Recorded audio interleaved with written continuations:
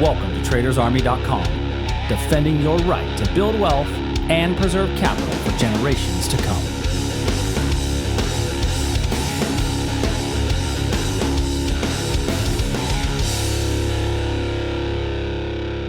What's up, everybody? It's Friday morning. Welcome to the Friday morning edition of the Daily Market Commentary. I'm your host, Chuck Fulkerson. We're going to do what we do each and every day. We're going to take a look at our futures markets, same 10 to 12 futures markets, but a special thing today.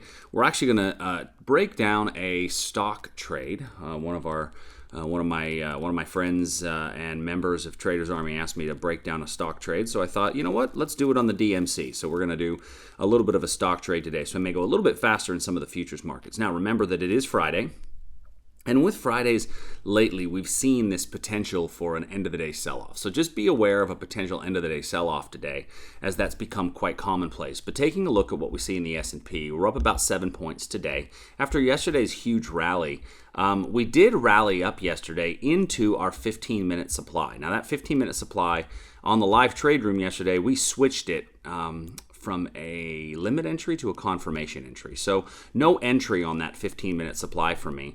But what we are doing this morning is putting in a bit of a triangle pattern, which could lead to a breakout. So keep an eye on this going higher. Now we have this speed candle retracement down here and another opportunity somewhere up in here for both potential retracements as price moves for today. I would like to see some basing before this. Obviously, if we take some sort of a breakout on this potential, this could always break out to the downside, and if it does, I'd be looking at this as a price target for today. The Nasdaq, same basic price action, actually a little bit less bullish than the S&P, whereas the S&P, it's a very clear triangle pattern. The Nasdaq's triangle pattern is a little bit less defined. Oops, I zoomed in, didn't mean to zoom in there. Nasdaq's is a little bit less defined. As you can see, that I don't have quite as strong of a grade on my lower highs, right? So my higher lows. So I still do have higher lows, but the grade is significantly better on the S&P than it is in that Nasdaq trade. Now, moving over to crude oil. Crude oil was really our best trade of the day yesterday as we rallied into our supply level. Now, notice the strength at which crude oil rallied up into our level of supply.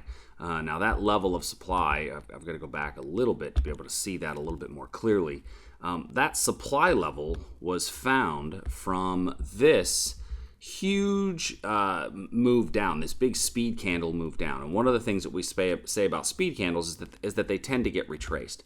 So price came in and gave us a very quick touch and go entry on this level. So leave me a comment down below if you're able to catch this level. This one worked out exactly like we would hope it to.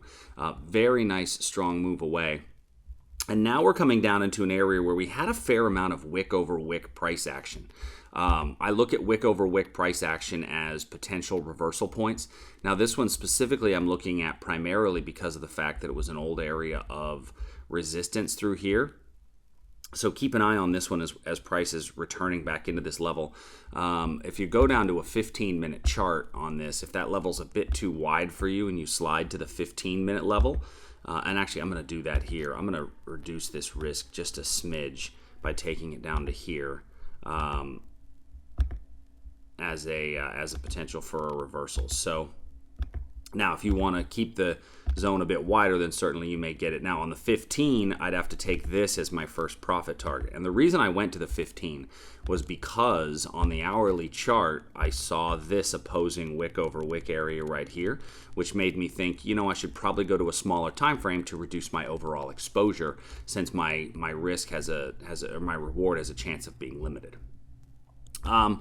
Gold. Now, gold yesterday, we had a stop out on a demand level that I kind of felt was a decent little spot. It was right around a pretty good gold reversal time of day. Small stop out on here. However, it was more than made up for with the rally off of the next area of demand. So this one, unfortunately, did not work. One of the members in the trade room yesterday called this area right here essentially to the tick, just just really looking at this area here to the left, as well as some of this area over here, really a nice trade on the move down. It did, however, blow through the demand, came down to our second demand, got a nice little rally up out of it.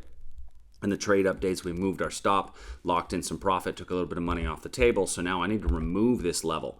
We've got one more 15-minute level of demand down here that may become valid. But I am going to wrap my lines around this area up here for a potential trade in the future.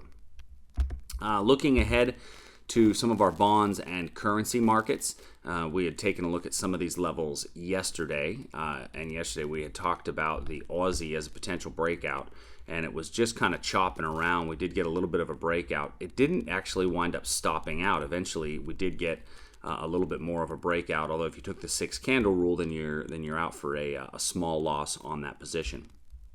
The ZN, which is our 10-year Treasury note, we had a confirmation long in this trade, so price came into the level, and here's your entry as it comes out. 1, 2, 3, 4, 5, 6 candles later, price had gone nowhere. So do me a favor, leave me in the comment section down below. What does that mean? What does the 6-candle rule mean, and how do we follow it? I'd love to get you guys' feedback in there. I think that I talk about these things, but I don't always know that everybody understands them. So leave me a comment down below. What is the 6-candle rule, and how and what did it do for us on this particular trade? Looking at our wick over wick levels, got a little area here that could become an important spot in a reversal. In the Aussie, I just talked about the Aussie. Let's move to the Euro. In the Euro, no real movement off of the level I spoke about yesterday, which was this move higher. So still kind of waiting for price to get into there. Canadian dollar, we had this little bit of a reversal trade. Price came back into our Canadian dollar, and we got a really nice pop out of this one. If you did take this one, you should probably have taken your money off the table at the opposing supply level, which was right here. So that worked for a nice 3-to-1 reward to risk. So I'm going to pull this one off.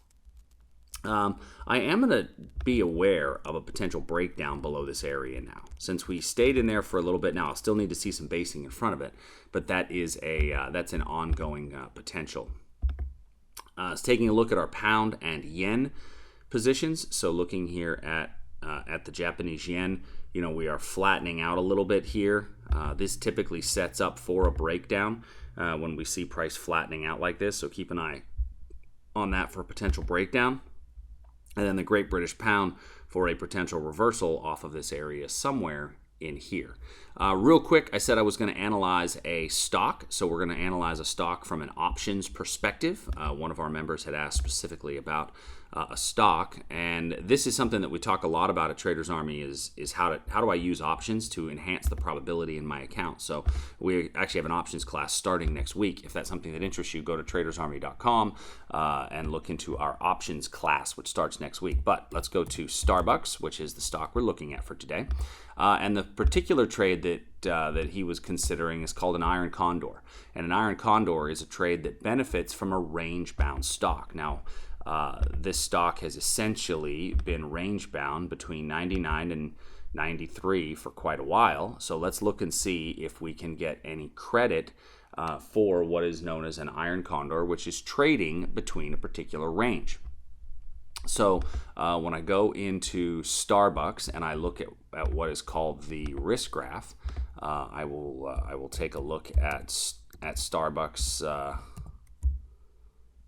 from the perspective of the options chain and what the options chain is going to tell me. So I've got all of these different ones available. Let's go to the one that expires in 2 weeks, 14-day options position. Now, in this 14-day options position, we're going to look to see what does it look like to sell the $100 options and buy the 105s. Now, I don't know that we'll get much credit for that. So we're going to sell a vertical spread, which is the 100 by 105 bear call spread. Now that nets about a 19-cent credit. And then the 90 by 95 bull put spread. Now when you combine a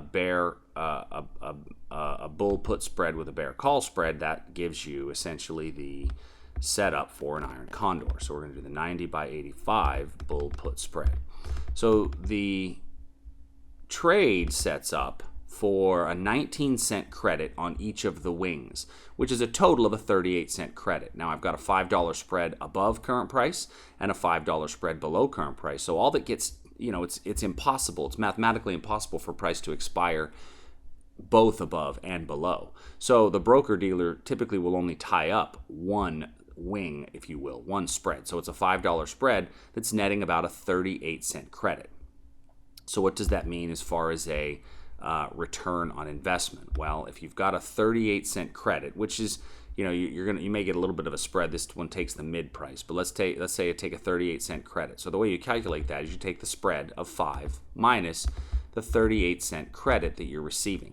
In this case, it's $4.62. Now, that 38-cent credit divided by the $4.62 cost basis essentially gives me my rate of return before commissions are factored in, which is about 8.2%. All right, times 100, there's your percentage for those of you that don't like to do the math, 8.2%. Now, that's before commissions. Obviously, you have to factor out commissions in what your trade would be. But what's the exposure? Well, the exposure is the difference between my spread. So I take a little bit more exposure, but now it gives me the area as long as price stays between those levels. So my break even on a particular date, in this case, which would be my expiration dates, my break evens are 100.39 and 89.63.